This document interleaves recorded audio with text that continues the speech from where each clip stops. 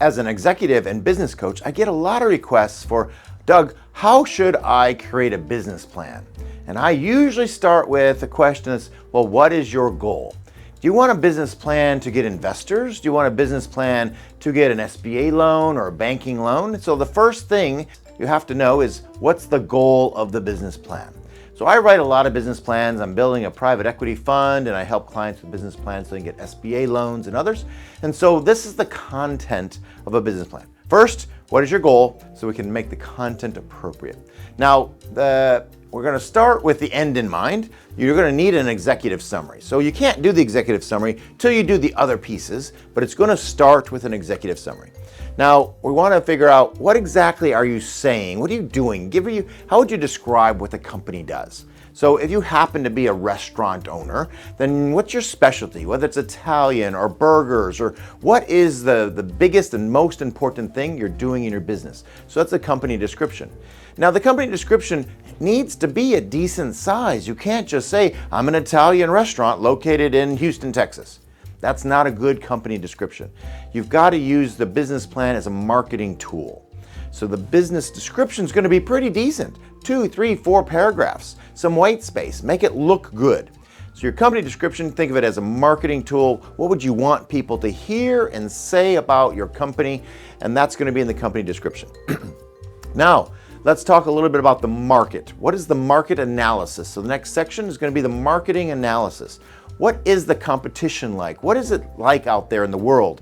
If it happens to be a restaurant, of course, everybody eats, some a little too much, but nonetheless, right, everyone eats. So what is the market like? How many customers? What's the drive-by ratio? How many people are potentially coming by your actual restaurant? What if it's a business-to-business service? Let's just say an accounting firm, right? And you want to grow your business and you want some funds to expand multiple locations, right? How many people are really in the business to have their accounting done, their bookkeeping done, their taxes done? Now, I know it's a really big number. It just needs to be inside the business plan.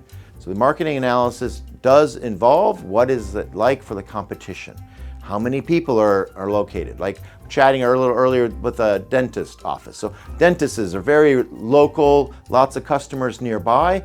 Where are the other dentists in the neighborhood? How saturated is the neighborhood, or how new is the neighborhood, right? So some dentists will be opening up in new neighborhoods, new subdivisions that are just being built, and those are going to be really great opportunities for a dentist. One of the most important things for any investor or banker is, what is the team like? What is the organizational structure? Is it just a one-person company at the moment and you're going to fill in these other roles? You need to describe that. Think of you investing in a company. Are you going to invest in a one-person company, or you want to invest in a company that's not just somebody who has a job? So you got to figure out, what is the team organization like? Maybe you've got some advisors, you put them inside there. There's going to be a good description of each one of those people. If you don't have the people yet, you need to describe the role very, very well.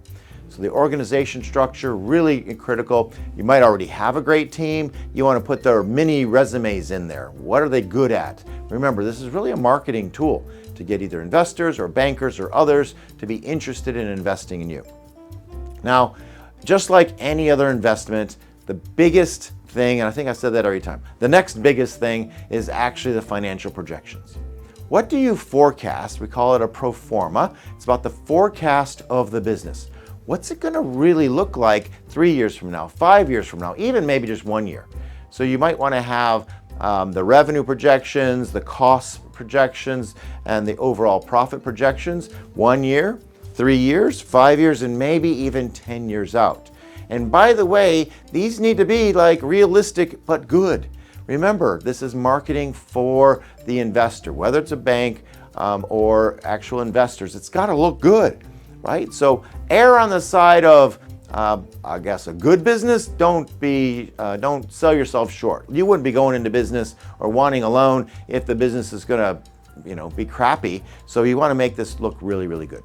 So those are the big components, and then all of that summarized into an executive summary. Executive summary should just be 1 page, and it needs to have a little graph in there, maybe about the projections, a little bit about the type of business you're in, right? So a business plan is not that complicated. You can use AI. That's my last business plan. I used ChatGPT, whipped one out with all of these components. Just ask ChatGPT to ask you some questions, and you can just chat with it really quickly, and you can put one together. You can hire a professional to do it. We certainly help people, and we can do them really quick now because of the benefits of AI. So those are a few ways to really make a good business plan. Remember to start with that goal. If you don't have the goal defined, meaning who's going to read it, what is your ultimate goal of this business plan, you need to start there. All right, that's about it for business plans today.